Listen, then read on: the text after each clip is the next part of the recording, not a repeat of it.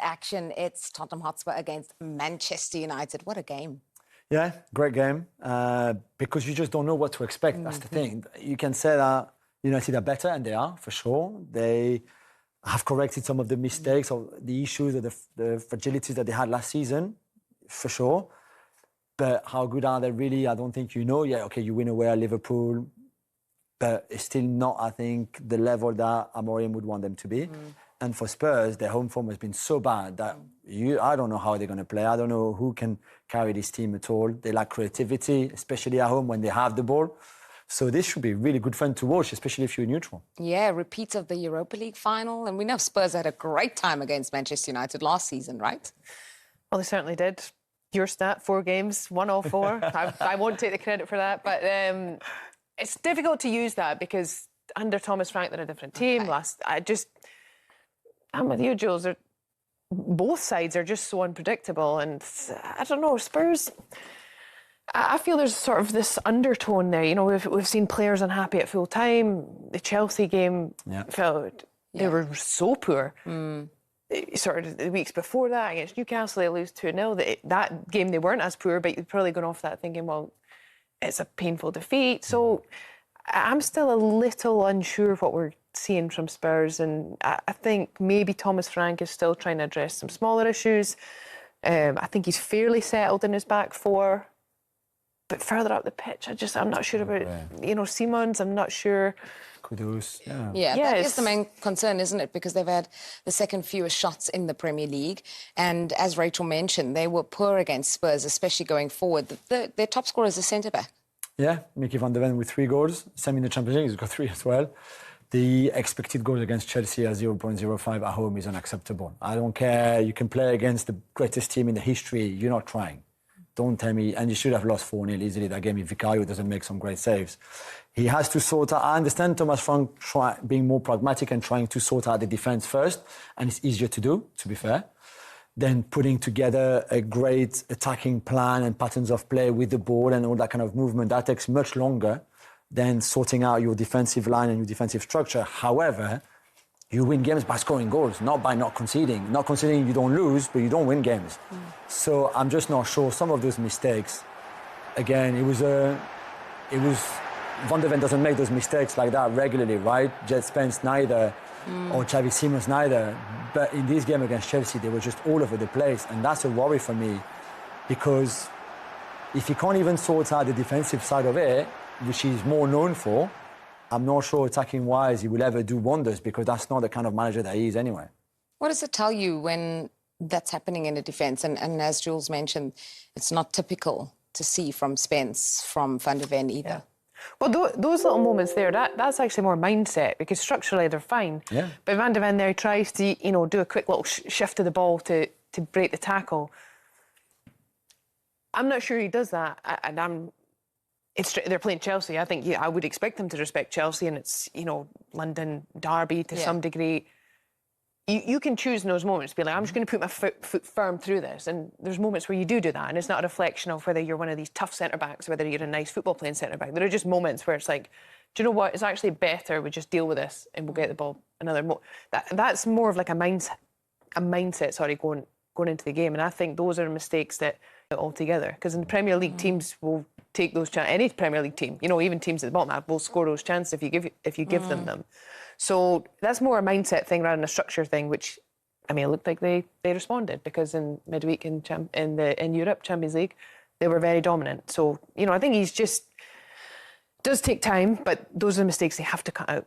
Yeah, and you're saying there you cannot afford to give attacking players that kind of space and make those mistakes. They're coming up against the Player of the Month for October in Manchester United's Brian Mbeumo, who will take advantage. Yeah, and Cunha as well, and Sesko. Whoever plays in that front three for United, there's different combination. I think Ruben Amorim loves Mason Mount, because the problem, if you have Sesko and Cunha and Bruno a bit deeper and Mbeumo, they all want to shoot. There's one ball. You can't all have 5 shots in the game. This is not possible. Mount is a much more unselfish player in that sense, where he will bring fluidity to your attacking game. The others, it's a bit more difficult because they have to share that ball and the shot. But, and as you can see, there's a lot of shot that United are taking. Not always the right decision to do, but So depending on that front three, I think Amorim is getting somewhere, at least for now. Let's see against a good Spurs team. You would expect Spurs to be up for this more than against Chelsea, especially after the win against Copenhagen. Okay, well, let's get the thoughts of Manchester United boss Ruben Amorim as his team prepares for that clash in North London.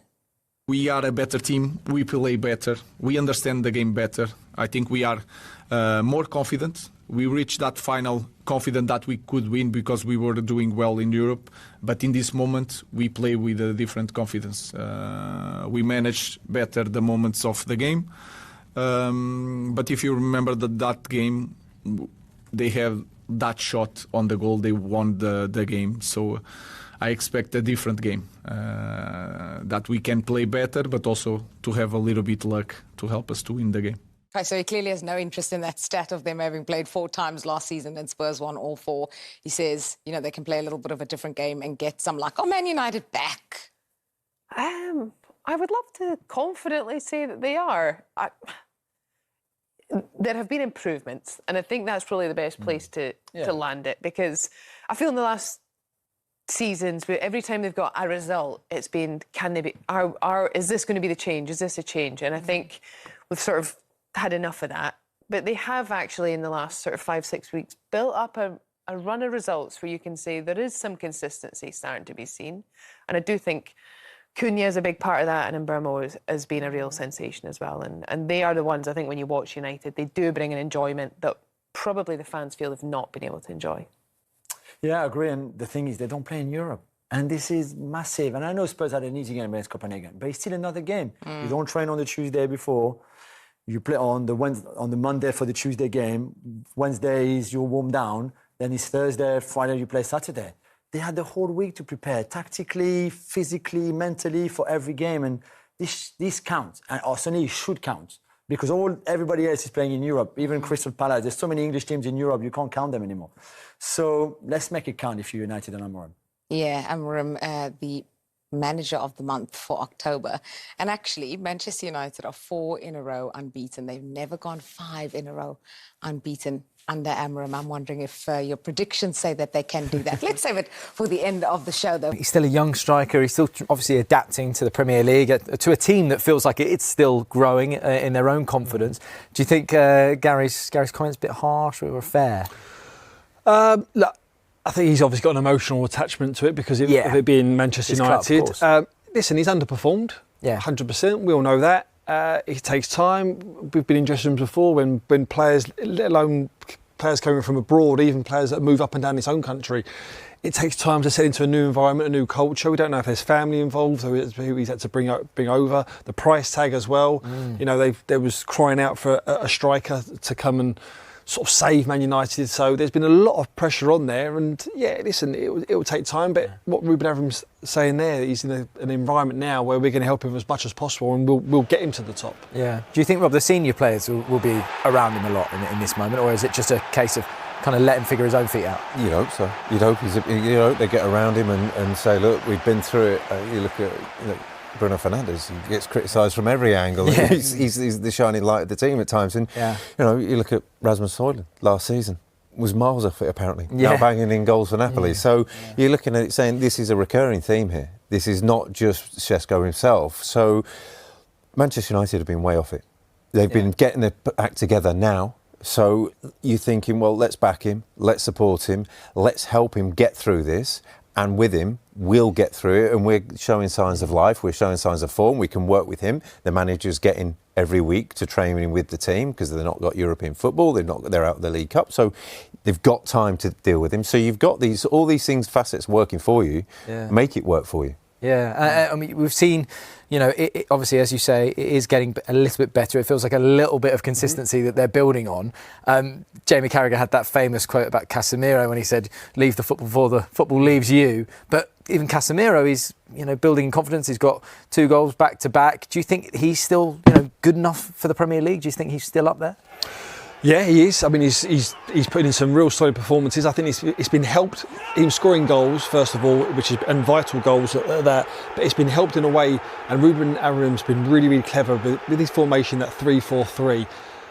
There's certain times where he's pushed Luke Shaw in to bolster that midfield, because that's where they've been a bit overloaded in midfield with Fernandes and Casemiro against an opposition that normally have three in midfield, and then with their legs they have struggled. But where Luke Shaw's sometimes gone in is that inverted fullback, or they've had to just pull the two wide men in, so that it gives them more of a basis of a midfield four. That's helped them, where it saved their legs, so they can concentrate then about being on the ball, and what they've done on the ball in terms of this season has been a big improvement. I know one player, Rob, you wanted to talk about, of course, was Sen Lamans, the new goalkeeper. Yeah. What have you made of his start? Well, it's been really promising, but you could say it's come from such a low bar from a Manchester United perspective. You look at his debut, he came for balls and claimed crosses, and was greeted by cheers as though they'd won the Champions League or something like that. But what they had was well, this was where they were. And you go back to David De Gea when he first came in and he got beaten up. And you've got a guy who had the confidence and coming for balls and coming for crosses. And I think from there, you're coming from a basis of A, competence, but then B, sort of real assuredness that what the manager wants, especially at a club like that, is to say, look at his goalkeeper and go, that's taken care of. Yeah. There I have so many fires here that I've got to deal with all at once. And the game is sometimes a relief for a manager of Manchester United. There's so much outward-facing stuff he's got to deal with that you're looking at it saying, one thing I don't want to have to do is field questions about my goalkeeper, field questions about whether he's the right man for the job. They've got that right now. So he's in a really good spot. He's really playing really well. He's still young. He's still got stuff to work on. Looking at him and his work with his shot stopping and his technique with that, I think there's a little bit to work on. Well, that's it. I mean, there was the goal against Brighton. I think we're going to show a clip of that. I mean, in this sort of situation, I mean, where can he improve in this? Yeah, just looking at his footwork and looking at him, he's a little bit low and he does it a little bit, sits a little bit deep and on his heels. And from that, and it's hard to describe, but from there, it's like almost like sitting on a chair. Yeah. And it helps him in some aspects that when he comes to spread and make himself big, he does it really, really well. And he comes out and he manages to block shots really, really well.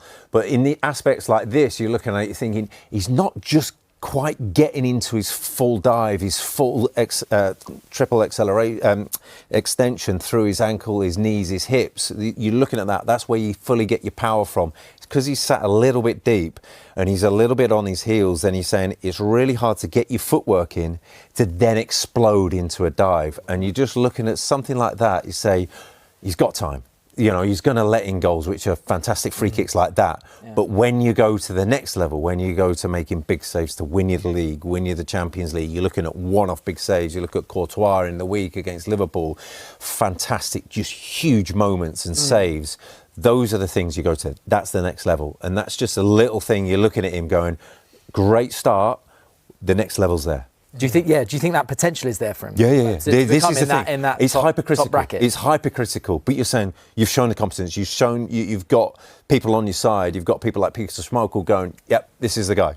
It's good enough for me. That sort of backing. So you're saying, right, what's next? Right, where can we work on him? Talk about Šeško working on his game. There's another, you can work on the goalkeeper's game as well. Yeah. Absolutely. Okay. Well, ahead of hosting United, Spurs have some issues to contend with. Mohamed Kudus is touch and go on whether or not he's going to be fit, and Thomas Frank's side have won just one of their 4 games in front of their own fans. Take a look at this. That's a home form for the 17 teams who have been in the top flight all the way through this calendar year. It's not pretty for Spurs. Of 14 league matches in front of their own fans, they've won just 3. A return of less than a point per game. Even West Ham have done better there. Why have you got to say like that? Oh, because I have to. Because everyone talks about it, Rob, saying, West Ham at home, what are the fans getting their money for? I mean, why do you think Spurs have struggled so much at home, Steve? Well, this goes back into last season as well, where the stats backed it up and it wasn't great. I think they play different football from home to away. At home, they play this sort of possession-based football, and again, stats back that up rather than away from home. Very much go back to the first game against Man City on the counter-attack, fast breaking, get into from one penalty box to the other as quickly as they can. There's a real contrast in styles, home and away. Then when you look at them at home, if they're trying to play this possession-based football and they've got Bentancur and Paulinho in the middle of the park, 2 sort of ball winners, robust, getting the ball back, they just miss that spark of a real cutting-edge maverick that can just split sort of teams apart. They've had injuries as well, and they're missing them calibre of player. But that's the gist of why they're poor home and away. That's what. Oh, at the Tottenham